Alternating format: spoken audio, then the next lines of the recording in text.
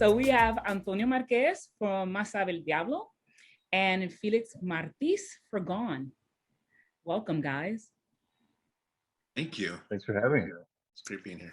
So we are just going to jump in. Antonio, so tell me a little bit about Sabe el Diablo. Well, it kind of came about actually as a shortened version of a feature-length project that I've been working on and that I've written and rewritten a lot. Now, people had told us that there were no more grizzlies in southern Colorado. This was probably one of the last ones. I looked at Casimiro. Casimiro looked at me. Y tú sabes, you know what we did.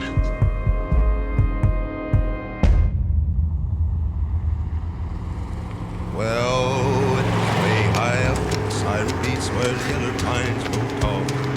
Rusty Jigs and Sandy Sam had a round up camp last fall. What brings you into the modern world? And the running lions, baby dogs, and the loud He said something really bad was going to happen. Burned but a handful of sheep, pero they meant everything to me. Now they're all gone. Pues que chingao. Mountain lion got it. I'm gonna find those sheep. Promise. This lion's gonna be a lot tougher than any of those things. La Malogra. It's an evil spirit. Hunts people at crossroads. Brings them la muerte. Makes them go loco. Parece como un wolf. Fleece.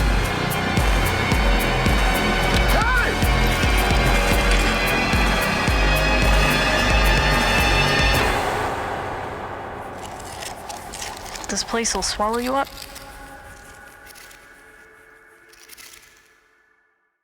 My production team, Junkyard Nights, we said, well, let's see if we can kind of condense it, take some of the characters. And I'd been reading more New Mexican folklore and Southern Colorado. It's kind of considered one region, you know, culturally. So I found some folklore that I really liked and kind of took these old stories, you know, that I would hear. And my family comes from ranching and sheep herding backgrounds. So I kind of combined these ideas and seeing how this lifestyle of living with agriculture is kind of dwindling. You know, there's less and less young people. And so that's where this character Gabe came from, and in his journey starting to kind of try to save this lifestyle. And of course, he comes across some monsters, you know, both within his own community, within himself, and within the dark spaces that reside out there. You know, there's lots of folklore, lots of things, you know, that go bump in the night in this region. And so I just wanted to kind of incorporate and highlight some of that folklore as well, as tell the story of this young man's journey trying to maintain this lifestyle of being a cowboy, you know, being in these vaquerismo and acequia culture. Awesome. I love the fact that you dig into folklore. It's one of my favorite things. Yeah, and this was kind of a deeper, a weirder, very specific type of folklore that I've found, you know, few old people have stories about it, and there's a couple people that have heard about it, but I thought it was very unique to the region and really wanted to incorporate it and saw an opportunity to create something that I haven't seen, like a new, you know, visually new kind of a monster, you know. Can you tell us the name of that folklore? Yes, yeah, it's called La Malogra, and it's you know, there's different versions of it. I think in Mexico and other places, La Mala Hora, you know, the evil hour.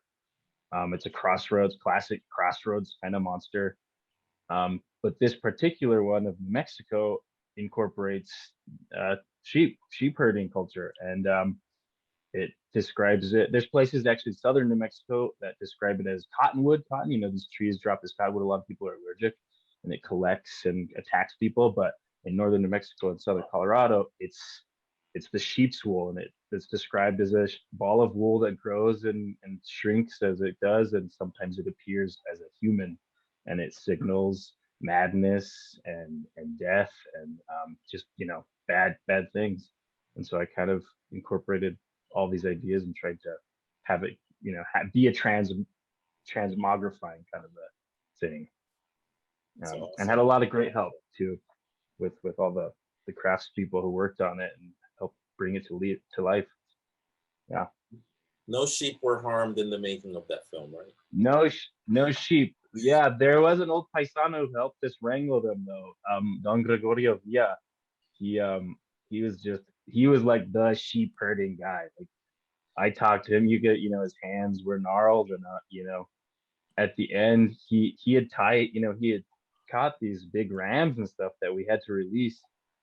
And he's, cuidado con eso. You're like, watch out for this, watch out for this guy. And it was like the biggest one. I was like, how did you get that? He was, hunched over and he just had wrangled them up. Yeah, and we released them and we just herded them and let them go and filmed them. Yeah, he was great. I gave him actually my grandpa's old knife that I got from him as a parting gift, because he's nice. He's gonna keep doing that.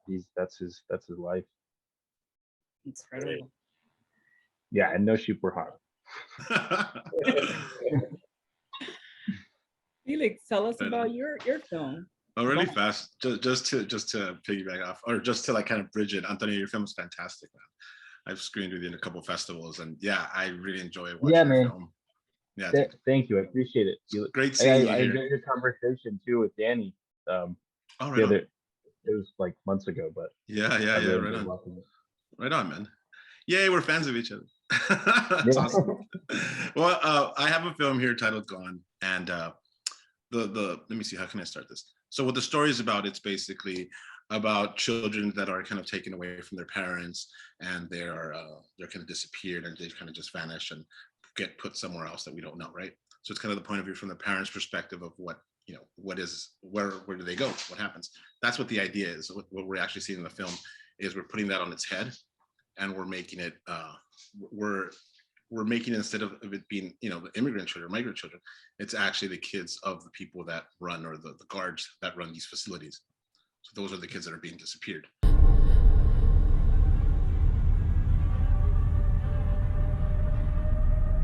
You heard about Smith? Kid went missing. Yeah, I heard one of these kept repeating her name over and over and over again before she vanished.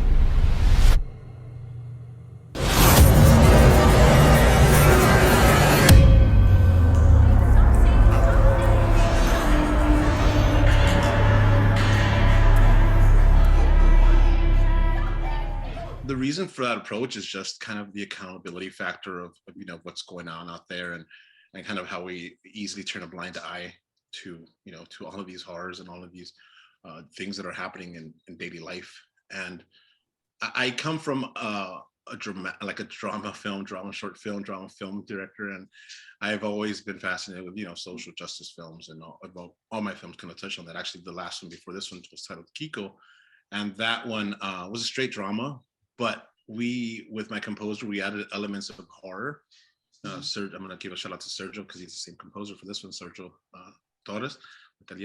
And in that film, it did something to the film. It added this element of like, holy crap. It was just like a straight up dramatic scene, but the horror elements, the music and the way the sound was kind of under it, it just made it so like, it hit a point of, it's funny, you have to make it as fake as possible in order to make it as real as possible. Right.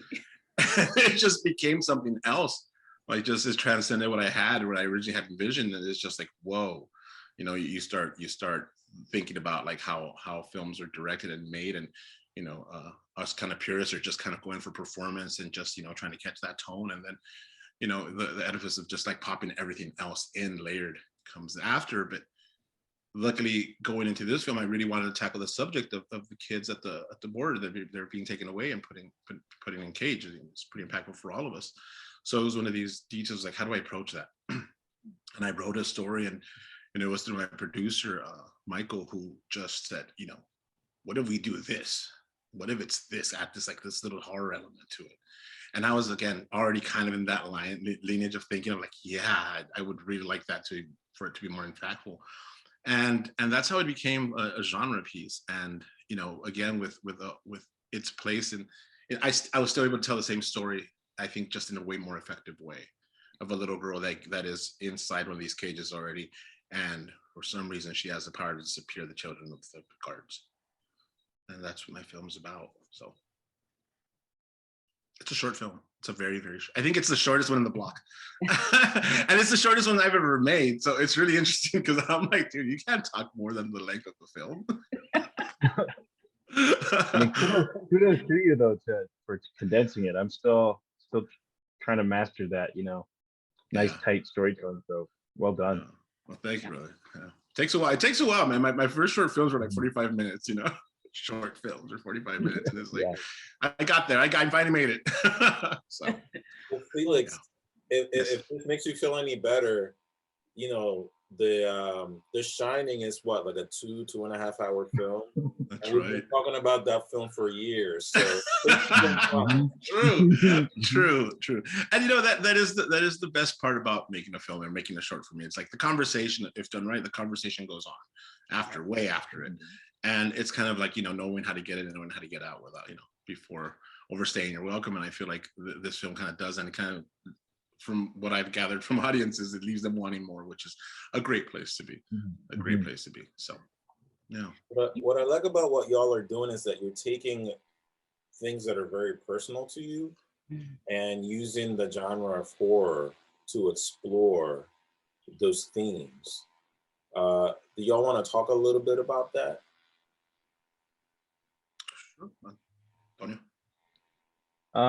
Yeah. I think, I mean, I've always loved it. This is funny because it wasn't Sabe el Diablo wasn't the plan to make it a horror.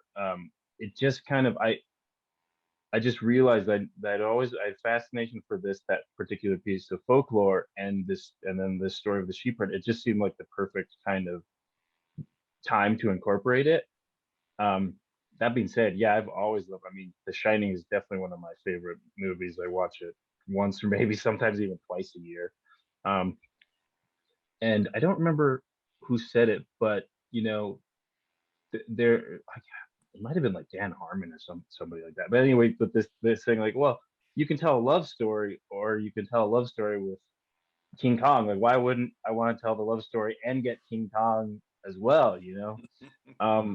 And it's a great, I think I love horror and I love particularly like monster films because you can load it with so much. And that symbolism, I think it really does stick in the subconscious and sometimes does work for you that you don't know how to do in a grounding way, you know. Film is such a, I guess like a dream state already, you know, that having these nightmare images, you know, can kind of express other things about, you know, this story is about a young man who's, you know, trying to deal with his masculinity and trying to deal with things with his own family, father, and, you know, the past, and this monster can kind of be this loaded symbol. Plus it's just so fun to have those visual elements and have that primal fear, you know. I know when I was a kid, you know, running around the woods or going, you know, on horseback up in the mountains and stuff, just naturally being like, there's, you know, there's mountain lions, bears, but there's other things, you know, the spirits are out there, and feeling that and just tapping into that is something I just always admire. And yeah, I really just love that kind of filmmaking. It also makes for a cool poster. Yeah, exactly. Yeah, I gotta draw cool stuff. Yeah. You know, I'm thinking about everything Antonio's waiting. I'm waiting for him to say, and there's a guy with a mask somewhere hitting in those woods or up in the mountains. Because I'm like, that's the scariest thing to me, dude. I can take the spirits, I can take the ghosts and the mountain lions. Just don't give me a dude right there with a gun or something. I can't take that. They're out there too. They're out there too. Yeah, without a doubt.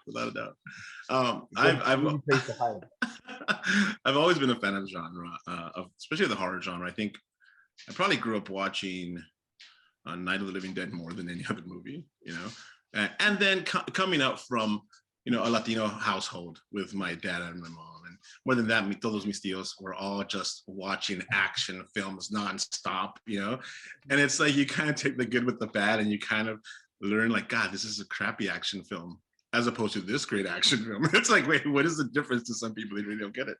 So it's like really knowing your way around genre and studying it and being able to utilize it for, you know, it has all the tools. It's just utilizing it for what it is that you want to get across, what message it is you want to say.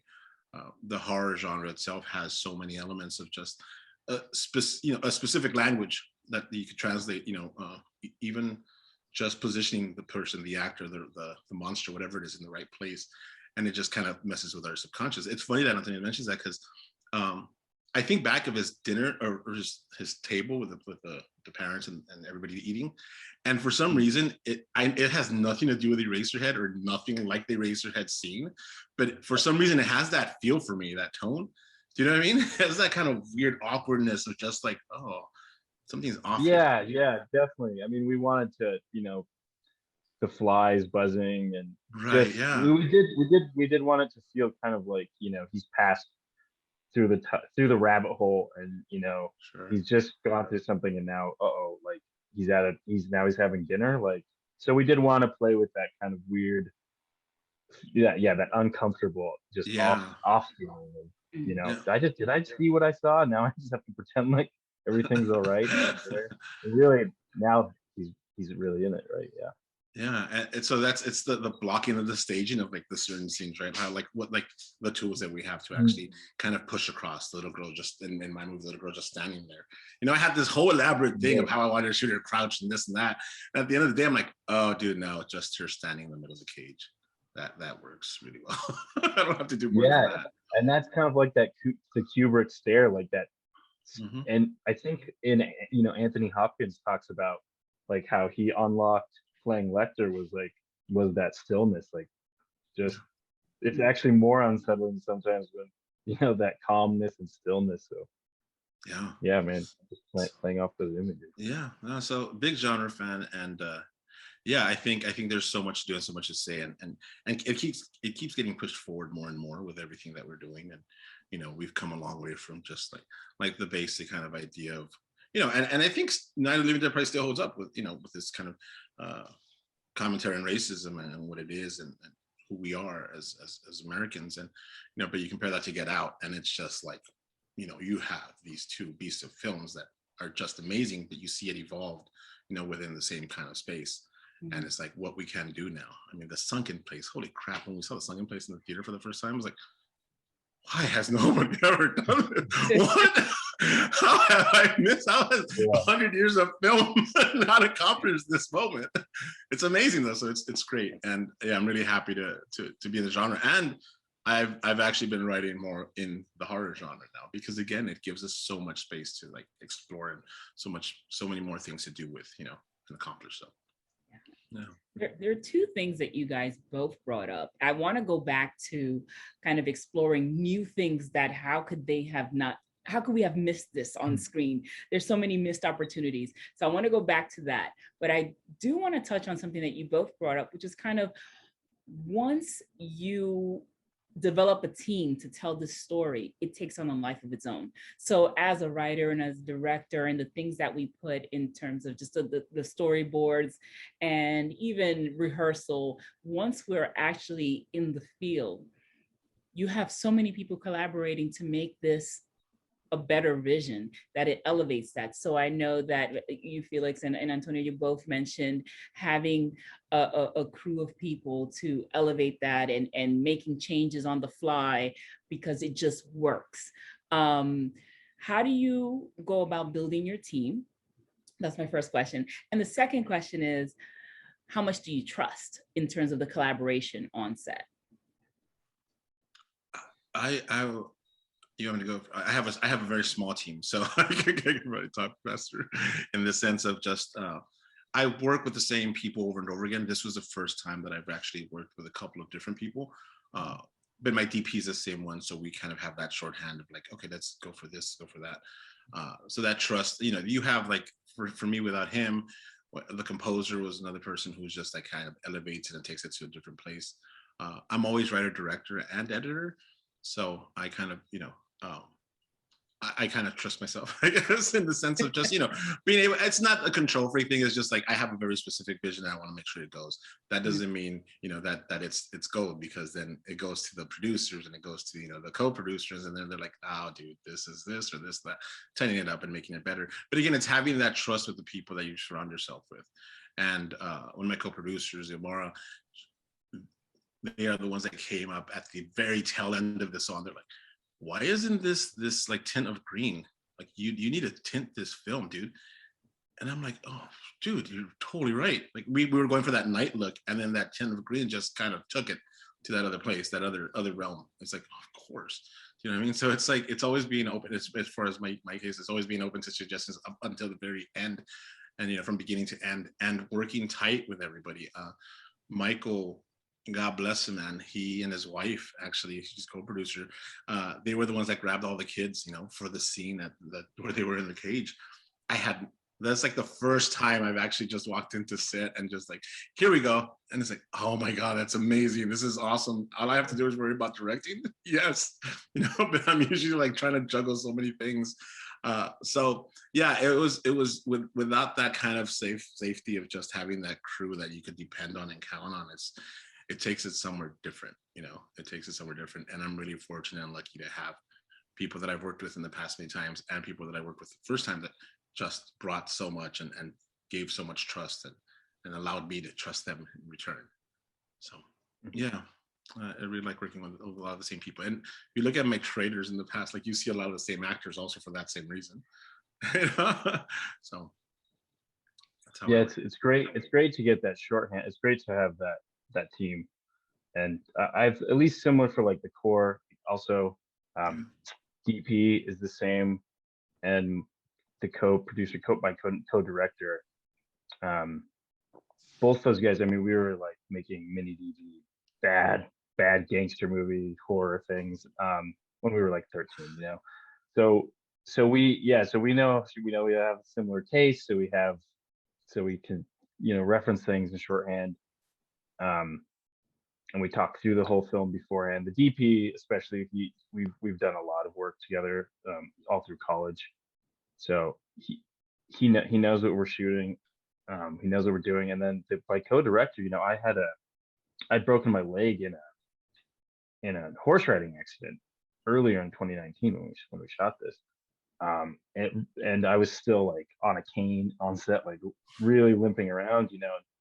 We're doing a lot of rugged filming, and so I kind of had to for a lot of it, sit near monitor, sit with our sound guy. And Max, my co-director, he was the one running back and forth to the actors, but he had a headpiece, so we could give each other notes, and he'd be like, what do you think about this? Or I could explain a little thing, and he's an actor himself, so I could just tell him the smallest thing, or and then he could really get in there with the actor and really explain to them. Or he'd be like, I have this idea, what do you think? So just having that trust and having to move so quickly with that was indispensable. So we really were just a great team, and all the actors too. So much of that is trusting their performances. Carlos Medina, who plays Casey in the film, this was his first like dramatic film. He's a local comedian and musician, but I've seen his comedy and stuff, and he does like little characters, and I was like, man, I bet you're kind of would be perfect for this like villain. So I can just see that there's something else, there's another darkness there, but also bringing the humor. So a lot of stuff, some of his stuff, we just let him kind of improvise and go off, and because he has that natural, that's kind of humor, and I think he just brought some amazing stuff. And for La Malogra building that, Lauren Bennett, she built the main costume, and there's these particular sheep here called Navajo Churro, which are like the oldest sheep in the country, and they have like 4 horns and this wool, and I just sent her the pictures, and she ordered the wool, and she comes from an art background, and she just killed it with the costume. Yeah, so just having these people that know how to work quickly. And trust, I mean, even the scope shot, which we're really proud of, wasn't done in post. That was using an actual rifle scope. I was gonna ask you that. And yeah, and I don't think, I've never seen it done in another film where you actually see the outsides too with, and so the DP, we were like losing light. He was setting it up, and our first AD, Aaron Senna, was like, they were like, we can get it. And I was like, dude, let's just do it in post. Like, let's just get, we gotta move on. And we knew if we didn't get it that first shot, we have to stick with it for the rest of the, but Jordan was like, you know, I know we can do it. Aaron, we can do it. And Aaron like built out the arms and like got every little spare thing he had in his camera bag. And they pulled it off. So, you know, I was like, okay, I need to be patient. Me and Matt, you know, co-director Max were like, okay, let's be patient. This is their department. They say they got it, and they did. They pulled it off. And I think it's just, you know, a really signature look that we managed to get. Yeah, it's awesome. It's so funny because I was literally going to say, well, how did you get it so that the ratio and then like, how did you do that? And I was thinking it was post, but now you told us a little secret. Yeah, it was all practically, so we could look. You know, he was like, all right, we got it. And I looked and I was like, oh man, that's so cool. And you know, New Mexico has a good film industry. So these guys are people that, you know, Jordan has worked with and we've worked with in the past. So yeah, just pulling together those crews is really, really great. And I can't speak highly enough of the skill level here. Awesome. And when it's meant to work, it's meant to work, you know. I was just thinking about your actors too. It's like my casting session. I didn't have a casting session. I worked when I wrote it. I just thought this little girl would be amazing if it was this girl named Bella, who I had directed in a short film titled Mia, but it had been like 4 years ago, and then I hadn't stayed in touch with them. So I'm like, I wonder if she's still acting, you know. And I wonder if they're doing it, because that was a grueling shoot, man. That made me shoot was probably like the longest one, the one that she was there for hours, and it was just like, yeah, I would think twice. That probably made her quit like the film industry. So I called them up, and she's like, "Oh my God, yeah, of course she wants to work with." Like her mom's like put her on the phone. She's like, "Oh, Felix." It's just the excitement was there, and it's like, awesome. Like, how do I cast everything else now? And then I just thought like, Abby, I had a previous composer, Matt, who his wife, I just met her a couple of times, and I'm like, she has that perfect look. Oh my God, if I could get her, I don't know if she acts or what, but I called up, and yeah, she jumped on board. And then I'm like, now I need somebody who, like, obviously a white person who like has like perfect Spanish. Like, how do I know that? Who do I know? Like, just I'm like, oh, my buddy Alexa. Oh my God, and she's German. Oh, and she has that accent. I'm like, and then it started to build and build and build. I'm like, this is perfect. So it's just like, I was really lucky and fortunate with my casting, you know. But it's like I got everything I wanted, and I'm like, oh God, that doesn't happen. And I think that probably made me really, really spoiled me, because now I'm like, how do I do this again? Like, how do I go back and do this for real? But it sounds like for y'all, a lot of your directing is about patience and about waiting for the right moment, for the right person, for all these things to line up versus just forcing it. So it's really interesting to hear that. Yeah, I come. Oh, sorry. I come from guerrilla filmmaking, like straight up. Like I made a feature filmed, I think played for Philadelphia like the first year, titled Santiago, and that was all shot in downtown LA and everywhere around here, just like, you know, with a 7D back when they were brand new, and you know, you were out there shooting this thing, and yeah, everything was staged, everything was, you know, it had proper everything, but it was all guerrilla, and it was running gun. Like we got chased out of places. It was that intense. So it comes from like doing that so many times, where you're watching and you're like, man, even and you know, not even too far, like 3 years ago with my film Kiko, we shot that without any money, like no money. I went to grad school, and then they gave me the red, and they gave me everything I needed. So I'm like, cool, let's just see what we could get away with, you know, or what we could get away with just without any lights. I just wanted to kind of experiment, like, you know, Deacons does it. Why can't we? So I'm like, let's really explore that area. And some of those were really cool, and some of them were like, man, if I did this right, if I took the time to actually light this, to actually do like so this might be, I mean, this story, that short story might have a different feel, different ending in the sense of like, it might be playing on HBO, you know what I mean? Like that kind of thing. That the impact might be, it might even be more impactful. I don't know, you know, because it's prettier to look at. So that movie taught me like, yeah, from now on, I'm just like, let's do it right. Let's do it right.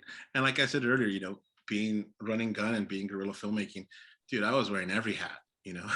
And when you wear every hat, you're like, I just want to direct. I just want to focus on this performance because God damn it, I missed it this last time because I should have, you know, as good as you think you're being, it's like, no, you have to be in it. You have to do that one thing only.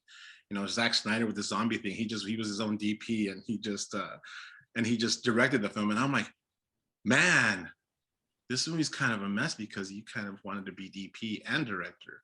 It's like focus, dude. You know, it's like, it takes that much focus and you could tell, you could literally see in that film. It's like, man, if you, and I'm talking about the zombie one, the new zombie one, not the Justice League thing. So it's like one of those things where it's like, yeah, I really, from now on, I just want to make sure everything's right and everything's proper. That doesn't mean I'm not going to run into it. But I mean, once I'm inside, all right, let's see where everything goes. Let's see how we like this. Let's see how everything's done proper, the right way, if you will, you know? So that was a long learning process for me to get to that point, but I'm there now, you know? Well, yeah. I mean, you got it made though, man. You got your films made. Yeah, and that, at the end of the also day, good. You know, using that momentum. Yeah, I know a lot of other filmmaker friends of mine. They'll make one, and then if I think it's that balance of being patient and also just trusting also.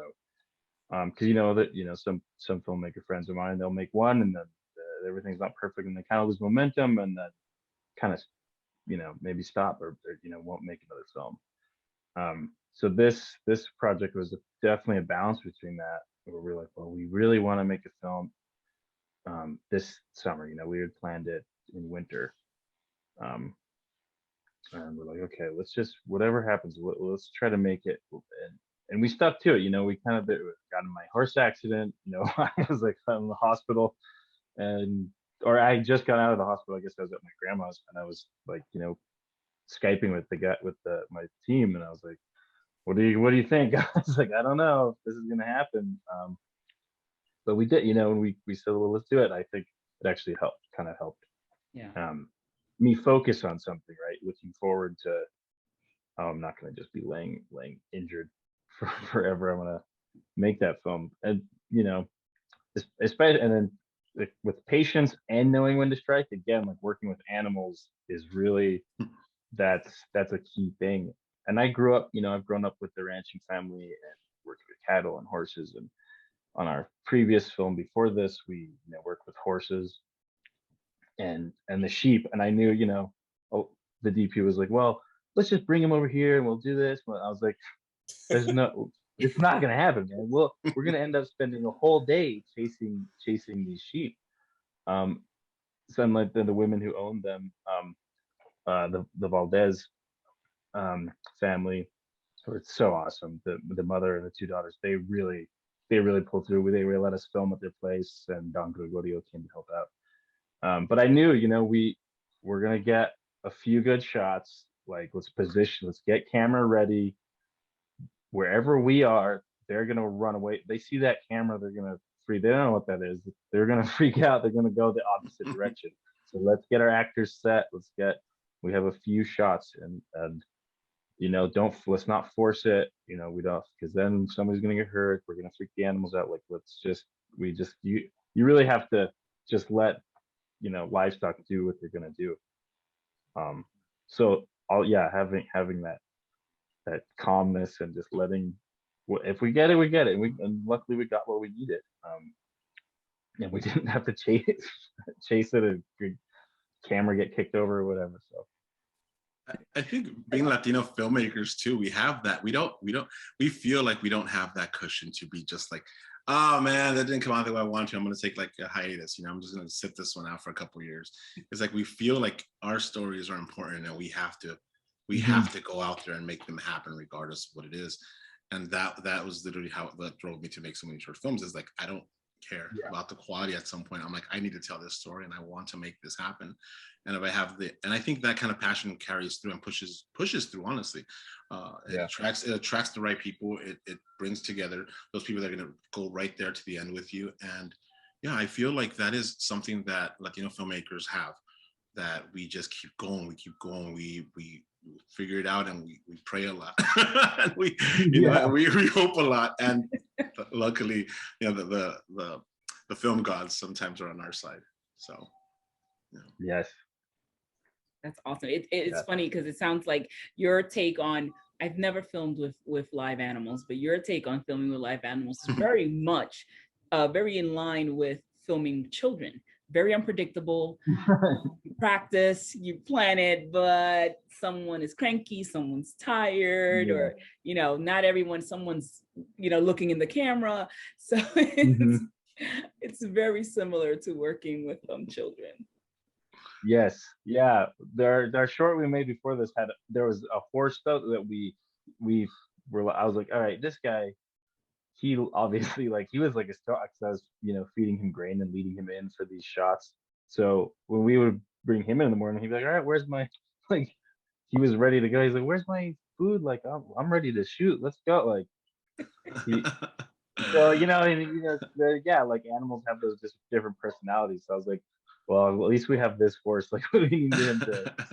He's ready. He's like, get it. And then he was like, all right, you're too much. Your scenes are done for the day. We gotta put you away now. Yeah. That's awesome. That is awesome. Hey, Felix, I have a question for you. So just in terms of the theme for your film, how much did you, I know that you said you didn't really audition people, that you really handpicked your cast. How much of the plot did you reveal to your young talent? And, what did they know? What did they not know? And how did you kind of get them in that emotional space? Well, we filmed probably a couple months after the images of the cages and the images of the kids being pulled into. So it was very much already in the consciousness of the kids, of all of them. My main actor, Bella, I was really candid and really open with her about what the story is. Her mom was always there. She's always just present, and she's a great support system as far as being there, and kind of in case I say something that sounds off, she'll be there to kind of cushion it. But it was, I think the intention of it, it's interesting to say that, because I don't think I've been asked that. And it's funny that you said it, because I was thinking about that today. I'm like, I made this movie, and I've seen this recently. I've seen this Mike type of film, kind of around the same idea, but in a drama, just a straight drama, and kind of a what if drama. What if the tables returned? And I'm like, that doesn't work for me, because it's, I don't know, it puts intent behind the wrong people, and it makes, it just doesn't work for me. Anyway, but in my case, I'm like, okay, so am I saying that my main character is a villain? Because she's disappearing innocent children. And at the end of the day, I kind of feel that she definitely fits that bill. Would I tell her that? No. Would I tell her that? No. I tell her the reasoning and the why it's just that this is happening to these people, why she's doing this to these people. And that's as far, I think, as I could get with talking to her. I've been really lucky. I've worked with kids in probably more than half of my films. And it's been an open relationship as far as kind of communication, and what you don't get, I will explain. And and I'm the oldest of 5, so I know how to talk to kids. And have nieces and nephews, so I'm very conscious of how to approach children and how to talk to them. And I think that really helps. And I think of them as family on set. So it's because I haven't had a bad one yet. That being said, the other kids in Gone, they're all in the cage, and it was very serious. It got serious at a point where I'm like, okay, so this is how you guys are, it was a very quick, this is how you have been living for a couple of weeks, and you haven't seen your parents, and you have to kind of understand that we are portraying something that is happening in real life, and we have to be kind of respectful to that idea. So when, that kind of brought everybody to that level of just oh, okay, we'll stop messing around for a little while. you know, because it was like rowdy kids and, you know, like shaking their feet and doing all this. And I was like, you know, we have to be really respectful to the reality of what we're trying to showcase. And yeah, they kind of got it. And yeah, and you know, it's working with kids. I'm sure, like working with you know, livestock, it's like you have a limited amount of time, and it's like you really have to know. Yeah. You really have to be aware of that, because if I think, oh, I could get this for 4 hours, I'm dreaming. You know, I'm like, I get this maybe 4 takes. Right. So it's like you want to be as prepared as possible and tell them everything they need to know before we go, because you only have a limited amount after that. Yeah. You know? Thanks for the question. Were you guys affected by COVID during your shooting? And how did you navigate around that? No, not during my shooting. No, okay. No, I was before that. Yeah, same. But we did all post during COVID. So we edited through Skype and Zoom. We did screen sharing and lots of hours of staring at the computer while the DP, who was our editor, yeah, so that was, I mean, in a way, it provided us the opportunity to work remotely together, which we would have had to anyway. We're all in different cities. One of us was in San Diego, the DP was in New York, I'm here in New Mexico, so we had to do it anyway. But it was definitely a good thing to focus on, being trapped at home. Yeah, no. I have a question for y'all. Do you see your next few films being works that you continue to explore themes that as a Latino affect you? Or do you feel like at some point you're gonna branch out into other cultures? Or like, how do you think about, if you do think about things like that, like, do you think about that at all? Or are you just like very locked in, like, my culture gets no love, so I have to continue to like tell our stories? Yeah, I feel pretty locked in. I think firstly, only because that's just the stories that attract me in general, that I want to tell, is from my culture, and for also just to be part of the larger conversation. You know, Albuquerque and New Mexico as a whole is quickly becoming, you know, a place outside of LA where a lot of films are being shot because of the great tax incentives. You know, Netflix, I think, is putting like $1 billion in here. They're building like tons of studios. So there's lots of work below the line, and there's slowly kind of incentives for, but you know, there's a huge indigenous population. It's one of the only states where, you know, Spanish is a legal first language. And so, yeah, part of me is like, well, if this film industry is filming here, we need to tell the people's stories who live here, who you're filming on the land, you know, our ancestral lands. And you're using, you know, employing, which is a fantastic employee. I have a lot of family and friends who work in the film industry. But our stories, I think need to be told, especially since there's other stories getting told around here.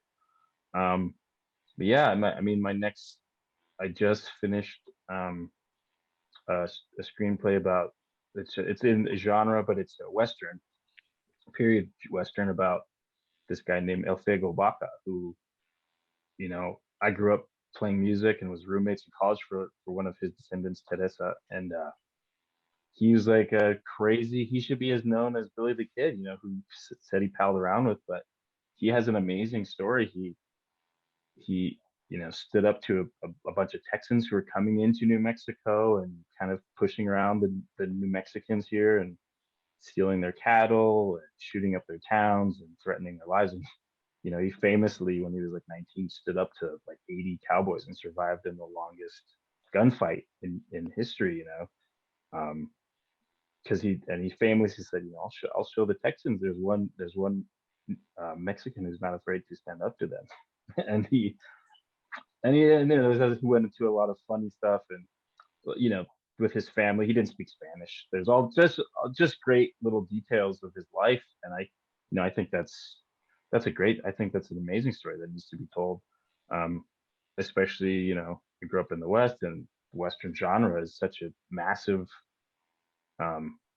cultural standpoint. I love that there's reclamation of the West now with identity in it. I'm doing a mini doc project with a friend of mine who grew up with me, and who kind of want to tell his story, growing up as a Black cowboy. We were, he learned to be a cowboy with my family, and now he's a rock climber, and we're gonna do, hopefully film him doing a climb at Yosemite, which is where the Buffalo Soldiers were, and the Buffalo Soldiers had a big influence here in New Mexico. So yeah, I mean, these stories, that's kept, branching out into another culture. But we were here in the West, which is where I'm kind of focused on, in the West and the Southwest. So I love that there's been this renaissance of, saying, hey, we're not making it. These stories are all here, but it's, many times have been brushed over and pushed to the side. But it's part of the culture identity as well. It's for the entirety of, the American identity is part of this region, people here. Yeah. See, no se acaban. We're not going to run out of stories. We're just not. I mean, there's stories. Yeah, there's so many that haven't been told. There's so many that are being made right now in the sense of like happening, and like, these kids that have been separated for so long. What's that going to look like when they go back where they came from? With that alienation, that whole idea of what, I see all these stories and I'm like, oh my God, it's like, it's just froth for like just storytellers, for like artistic, I don't know, qualities to come out of hopefully of these places, in the sense of just like them being able to write their stories and share, and us as filmmakers maybe taking some of those, adapting them and putting them out there. Yeah, so I've kind of, the last 10 years I've made a career kind of just, telling stories of the Latinx experience, the Latin experience, and I'm really happy with that. I'm really happy with where I've gone and how it's where it's taking me, and how I just keep growing. Because even like I'm telling you, just kind of approaching it from a new genre, it's like, oh, okay, now I could tell. The thing I just wrote was it's how it takes the idea like of a dreamer, right? It's like it's dreamers that are kind of being pushed out and aren't being allowed to go to school, or just have to go back, but that they didn't know about, that they weren't born here. They kind of get told later on. But in that case, I'm taking that and twisting it around and making it's about a vampire. It's about a little vampire girl who just had no idea that at 13 she's going to evolve into this vampire, and why is it her fault? She doesn't want to do that, and she's kind of pushing against that and doesn't understand the system. So it's kind of, again, looking at that very specific idea and making it into a horror, and seeing how I could play with the notions of what it means to exist and just be, and where you're from, and whose fault is it ultimately, if anybody's. So yeah, so I think dealing with genre and dealing with different stories and dealing with different things that are happening around the world, it's just the Latin experience, the Latinx experience, the Latin experience, the Hispanic experience. It's just, it's still happening, and we're never going to be short of it. And hopefully, I've recently branched out to start producing some other people's work, and directed somebody else's work, which is really nice for me to actually experience. Like, oh, cool. I could embrace somebody else, somebody else's story as mine, because ultimately, and not to say I watch Minari and I'm like, that's my grandma, I'm like watching all these movies, and it's like there's so many similarities within all these cultures. I one of my favorite filmmakers is Abbas Kiarostami, and it's like, his films just speak to me in a way that I'm like, oh man, that's so weird, like how cultures are kind of blend in. But then comes the idea of just, yeah, but in my culture, if I get, the more specific and detailed I get, the more universal our stories will be. So therefore, let me tell what I know. Let me tell you my perspective, and see how that connects with everybody else. So yeah, I'm gonna keep making Latinx films.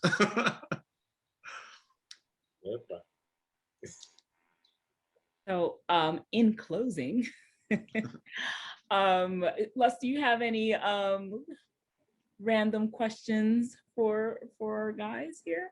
No, I'm good. I think y'all have been really, really awesome. So thank you. This has been a fantastic conversation. Thank you so much. I do have a wild card question for you both. You ready? Ready. Okay.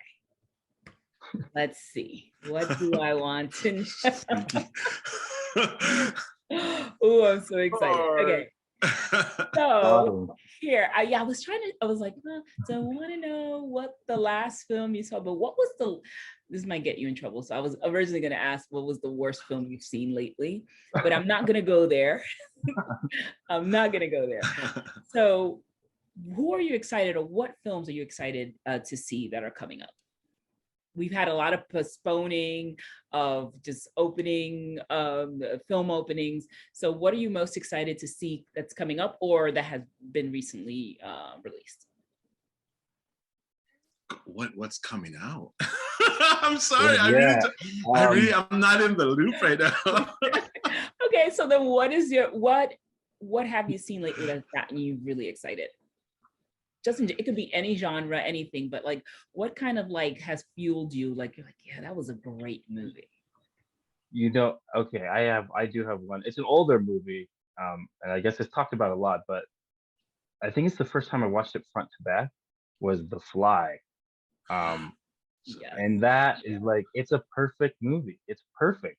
I mean, I think it just exemplifies what I love about genre is in good genre is that like halfway, like before the Fly stuff starts happening, I was like so caught up in the love triangle between Jeff Goldblum and the two other leads, and I was like, oh man, and also just like, come on Jeff, like you're gonna do this, like you're gonna figure out your teleportation. And then I was like I had forgotten. I was like, oh wait, like Cronenberg's like he's coming, like the scary stuff, like the bad stuff is about to, like I completely forgot what movie I was watching.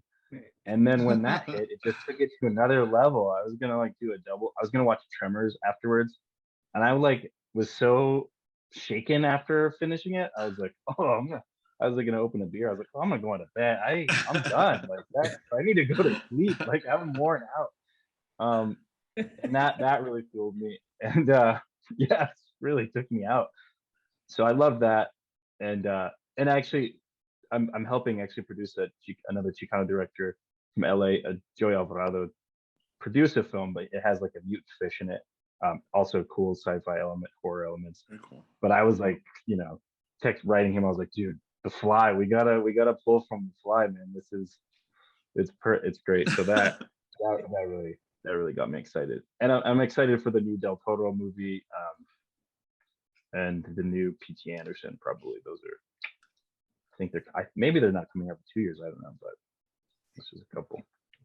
Yeah. So rewatch The Fly. Everybody rewatch The Fly. I think the last thing that I watched at home, I did a blind buy for a film called Alambrista, which I had always heard of, I'd never seen. But there's a scene in there that is, y'all have to watch. If you haven't watched this movie, there's a scene in there where they're like trying to cross or get into another place, and it's two buddies and they get under a train because this is how you do it back then. And I won't spoil it for you, but it's a reveal of what happens at the end of that train ride that is just like, it's so impactful and it's so ridiculous. I'm like, that is amazing direction. It just do it in the best way possible. You're like, oh, you feel it. I'm not saying the whole movie is a great film. It's a really good film, but that scene, holy crap! I was just taken. I was like, dude, yeah, I see things like that, and that really kind of moves me to want to keep making. I want to keep creating. Minari is the only one. The other one I saw, the Korean film. That one just speaks to me. That one, and yeah, those two are the last ones that I really like. It puts me in a different state. But it's funny how it's like it's influenced. That makes me go back to my other writing of like the dramatic writing of kind of like I'm Ecuadorian, Mexican American, so I'm like I have like this trifecta of different cultures, and I'm like exploring those in scripts. And now it's like I want to get back to my little my vampire horror one. Now I need to watch something else. Like so it's like if any good, I'll watch The Fly again. But it's so good. Yeah. Yeah, well, that mixing genres is great. I mean, in terms of like films, recent releases, Judas and the Black Messiah was the one that really for sure knocked me, just because of that genre. That it's like a crime, it's like a 70s crime movie, and having that like undercover cop vibe, and just how it's shot. I mean, it just felt like. Which was unexpected. I don't know if they marketed it as that, but then I've read, you know, the interviews, and that's kind of what Trafficking and the Lucas brothers and the writers were going for. But I just thought that was really impressive way to do that too, to take the biopic, make it a crime, and yeah. So I really love that genre mixing. Yeah. I Ma Rainey's Black Bottom, the performances in that, those were inspiring. The performances were just like, phew. Have you seen that, Antonia? You have to. Yes, dude. Oh man. My God. So strong. And it's like, these are actors. Yeah. And like the toppest form possible, where you're like, I understand everything that you're doing. I don't agree with it. I think you know, this is wrong, but Jesus, I understand every motivation for it. And that is just that last like 3 minutes or 5 minutes or heart-wrenching. Heart-wrenching. Yeah, man, it's so good. And yeah. And for independent filmmakers, it's like, oh, they did that in a couple of rooms. What? Let's figure this out. How did we get that? Yeah, I'm constantly trying to figure out the one location, tiny cast idea that it can spread that. Phenomenal film. What? Thank you. What about you guys? Ooh. Turning the tables. I gotta. Yeah. Yeah, real quick if we have time. Oh, I was gonna say you go first. Oh man, I honestly, I think for the last one I saw was also Judas and the Black Messiah. The last one that had an impact on me. I have a 5-year-old, so my movie watching has gone down. I don't watch as many movies as I used to. There's one that I'm looking forward to, and I'm blanking out right now. My wife told me that, you know, because everything now is going to the theaters and also going to HBO at the same time. And she told me that was happening for this film. I can't remember what it is, but it definitely is something that got my interest and that I'm looking forward to watching. Yeah, I'm just excited. Untitled film. I'm looking forward to seeing untitled film. Yeah, we can project. just admit it's Fast and the Furious. Just stop. Just stop. Just stop. We all want to watch it. In space. In space. In space. Mine. I watch a lot of films, so I think that in terms of impact, Minari is one, and also His House. It was amazing, and similar to Get Out, it was just a different texture of telling horror. It's a diaspora focused horror, and it's a monster that we're not used to, so it's like foreign monster, and we weren't sure of like the tropes that incorporate, you know, that are incorporated in that world. So that was really exciting for me, and it juiced me up. Definitely, I'm very excited. That's on Netflix, right? Or where is it? Yeah. Okay. Remy Weeks. I know I saw it somewhere. Yeah. Right on. Well, I'm gonna ask you now. I want to ask, because this is the only song I like. You guys mentioned that you might have a random question, and it's like, what was the last song you heard?